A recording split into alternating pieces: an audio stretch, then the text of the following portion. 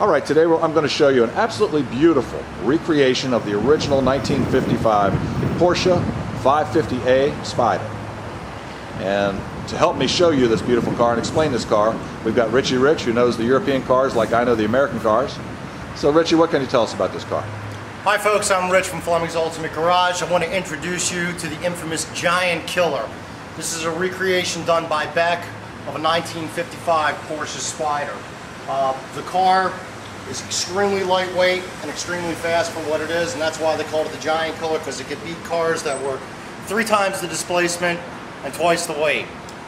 The car was built in 2002 and it is titled as a 1955, so it can be eligible for historic tags. Oh, cool. Let's take a quick little tour of the car. Jeff, why don't you walk around and we'll start with the most important part, the motor. Really cool looking. As you can see, folks, the car really does have purpose-built lines. It has no bumpers because the car really was designed for racing. This was the car that literally set Porsche on fire. It was the first car they built directly for competition off of the original 356. Now let's take a look at the car from the backside where it all starts. That's cool. Wow. The bonnet lifts rearward, and as with the original Porsches, this one does have an air-cooled motor. It's a 2175cc Volkswagen motor, and some of the things you'll see on it, it does have an electric cooling fan, which is on right now, an oil cooler, dual Weber carb setups on both sides. This little air-cooled motor is putting out about 185 horsepower. Now, in a 1,200-pound car, that will make this car go quick like stink. It sounds fantastic too. If you'll notice underneath too, Jeff, you'll see, as with the original, it has a complete tube space frame that goes from the back of the car, hangs the motor on it, all the way through to the front of the car. It's built like the original. Really cool. Now, the original car had drum brakes. This car, on the other hand, has disc brakes. So you're going to have exceptional stopping power, but most importantly, the acceleration is there. The original cars put out between 90 to 110 horsepower, depending on the build of the original motor.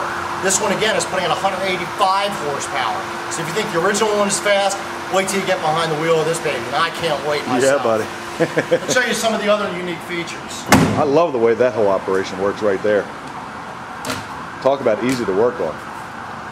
The car on the inside, if you notice, it's got 2 Speedster-style racing buckets.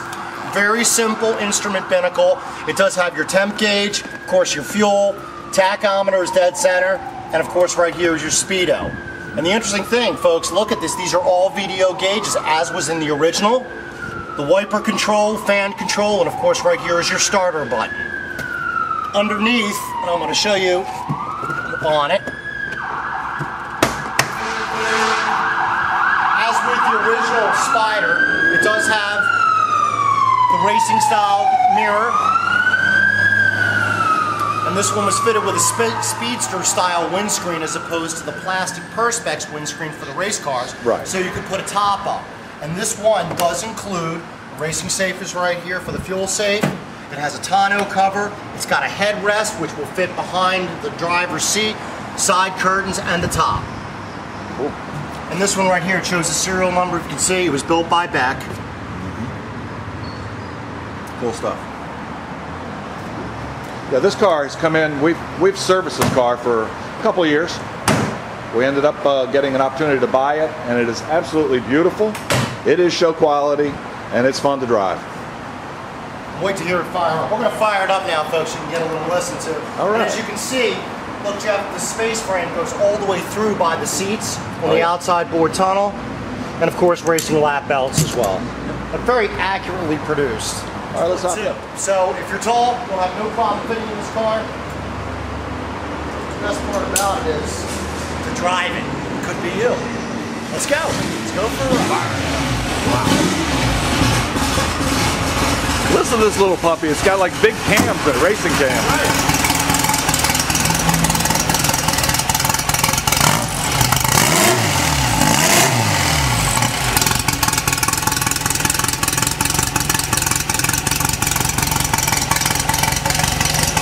All right, Richie, take her for a little spin.